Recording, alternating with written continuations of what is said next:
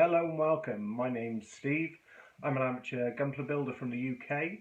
I decided that I'm going to create a series of videos starting off for real beginners who want to get into Gunpla and might have some questions that they need answered to really feel more comfortable going forward. I'm not a professional myself. It's a hobby that I enjoy. I'm not paid or sponsored in any way to do it. I just get a lot of enjoyment from it. As you can tell by the camera and sound quality, this isn't a professional setup. I'm doing this in my dining room where I build my Gunpla. You probably will hear and see dogs running about every now and again. Hopefully that just adds to the enjoyment. They're definitely more interested than I am, so hopefully they'll sway it for you. So let's say you've decided that you're going to go out and buy yourself your first Gunpla kit. What do you need to know? So I would say there are two things to think of initially, and this is before you even go out to the shop. One of which would be the scale, and the other one would be the grade. When you buy a kit, you'll see the scale printed on the box. You'll often see the grade as well. Some are ungraded, which makes it slightly more confusing, but I'll try and cover the grades anyway. So this kit here is a 1:144 kit. They're a slightly smaller kit to the 1:100 scale kits which you can get. This kit is also a high grade kit. So what does that mean to you? So a 1:144 high grade kit is something like this. This is the size it comes in at.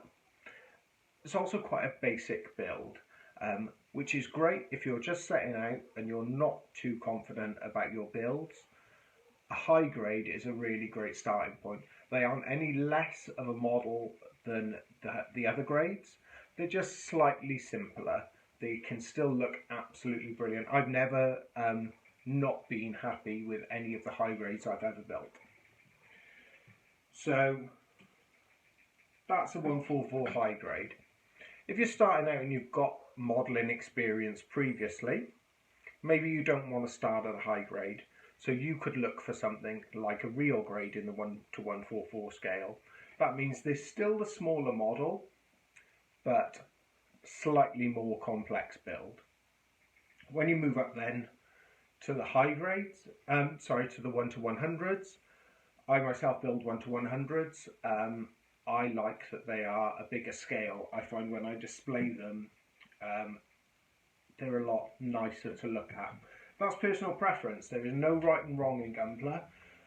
There's no right way to do things and no wrong way to do things. It's all about getting enjoyment from the hobby and trying new things and seeing what works for you.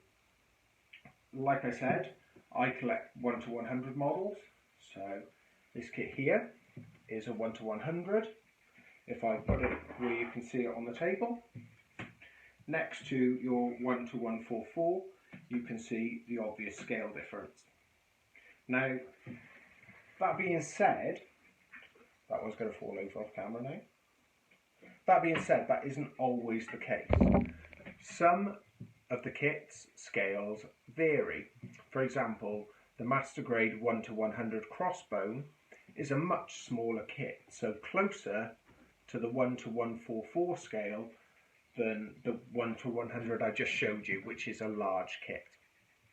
That, I assume, is just for anime accuracy, as the kits in the animes also vary in scale. If you're building a 1:100 kit, again, you can start off with a high grade, slightly more basic build, bit easier for you if you're just starting off. Still brilliant kits. I build master grades, which are 1:100 scale, slightly more complex build. So some of the inner workings of the suit might be more detailed, might be slightly more of a complex build, depending also on the age of the kit. Some of the older master grade kits will seem more like a high grade kit. I know that's a lot of information around grade. and I hope that makes sense. What you're basically looking at is a high grade in either scale would be your starting point. If you're just coming into the kit building and you've never done it before, they're a great starting place. Then advanced from that would be in a 1:144 scale would be the real grade, and in a 1:100 scale you'd be looking at a master grade kit.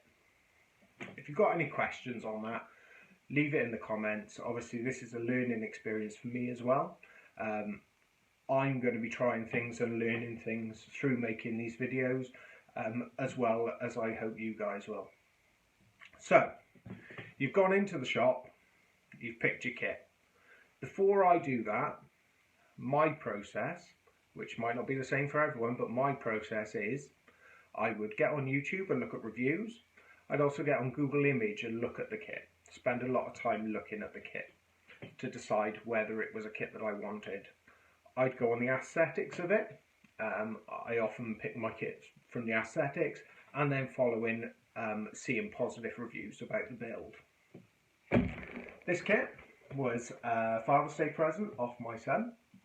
What you will see on the kit is some cover art of the suit, and usually other suits appear in the background of these.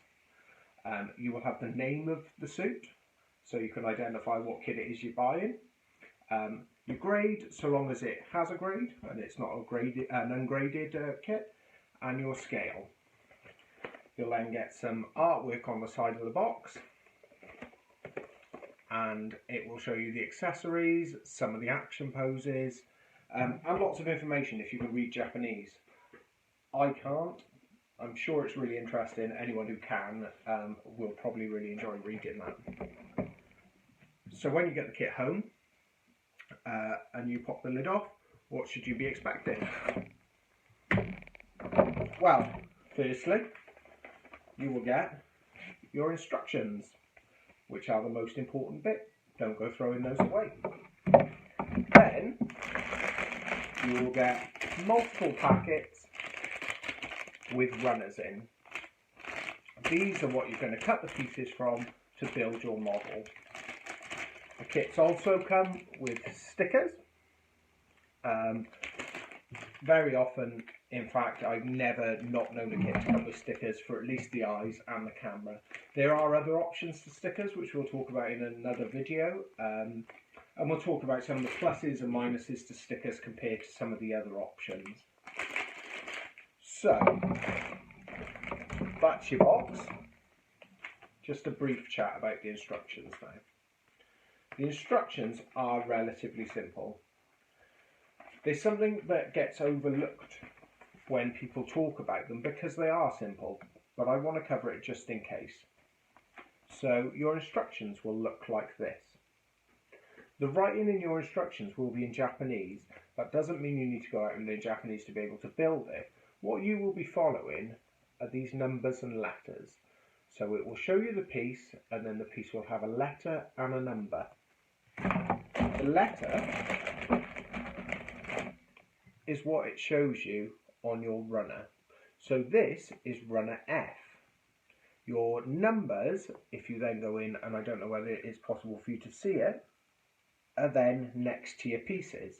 So if you're looking for piece F11, you would find runner F and piece 11 is here. That would be what you're cutting from the runner. It's as easy as that. Don't get confused by the writing. It's not important. These little logos here show you that that is where they would like you to put a sticker. Those stickers are also numbered and lettered, linked to the linked to the sticker sheet, so you'll know what you're doing with those. Where you get these tiny double lines, that's a piece you should pay attention to, because what that's showing you is the way that the piece should fit in. It might mean that one edge is curved and the other edge is flat, and those two lines will indicate which side goes on which side of the kit, so you don't end up putting bits in backwards. So that's the real basics about what you get in your box and how to read your instructions. I would say tool wise, while you're picking up your first kit, get yourself a pair of clippers. and a craft knife. The clippers you're going to use to clip the pieces off the runner. Do that leaving a small excess plastic. The craft knife, you're then going to trim down the plastic.